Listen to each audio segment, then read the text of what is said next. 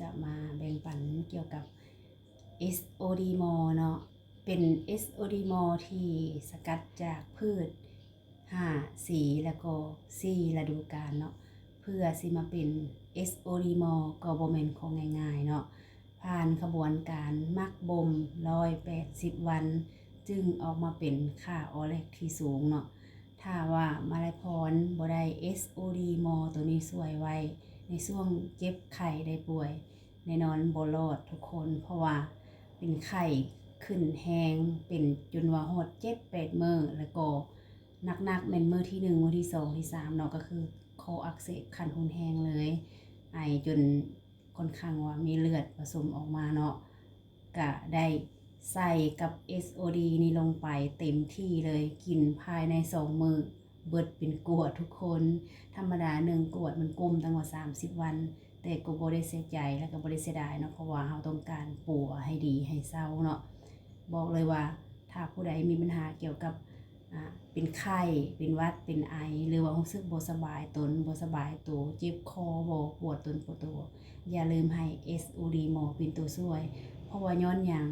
มันเป็นตัวแทนยาพวกต้านเสื้อแก้ปวดเลยบอกเลยว่าจะเฮ็ดให้เราปลอดภัยบ่เสี่ยงต่อการเป็นปัญหาภายหลังเป็นต้นคือตับอักเสบตับอ่อนเพลียมะไขหลังอักเสบกำลังอ่อนเพลียแบบนี้เป็นต้นเนาะแล้วมันก็ดื่มง่ายแล้วมันก็แซ่บเนาะถ้าผู้ใดเคยดื่มไวน์คล้ายๆไวน์แต่บ่แม่นไวน์เด้อทุกคนเด้อเพราะว่ามันบ่ได้มีสารเหล้าผสมเนาะเป็นน้ำผลไม้สดเลยแซ่บแล้วก็หอมเนาะไปเบิ่งกวดหรือว่าหน้าตานำกันเลย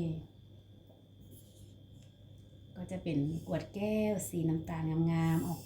ส้มๆแบบนี้เนาะคือ SOD มอเนาะเป็นน้ำผลไม้รวมบอกเลยว่าบ่ลองก็บ่ฮู้เนาะมาลัยพรก็บ่ได้ให้ทุกคนเชื่อแต่ว่าคันบ่เว้าคันบ่บอกเพื่อนๆก็บ่ฮู้เนาะสำหรับมาลัยพรเองนี่ก็พอใจและก็ประทับใจเนาะที่ได้มารู้จักกับ SOD มอกวดนี้เพราะว่าเฮ็ดให้มาลัยพรเป็นไข้ก็ดีขึ้นไวแล้วก็ทั้งที่เฮาบ่ได้กินข้าวมาหลายมื้อเฮามันต้องโทรมเนาะแต่ว่าเฮาก็บ่โทรมย้อนหยังย้อนเซลล์เฮานี่มันได้รับสารอาหารเพียงพอ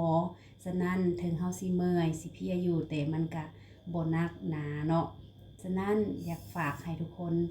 เอาเป็นของตนของฝากให้กับตัวเองและคนที่เพื่อนๆรักได้เด้อ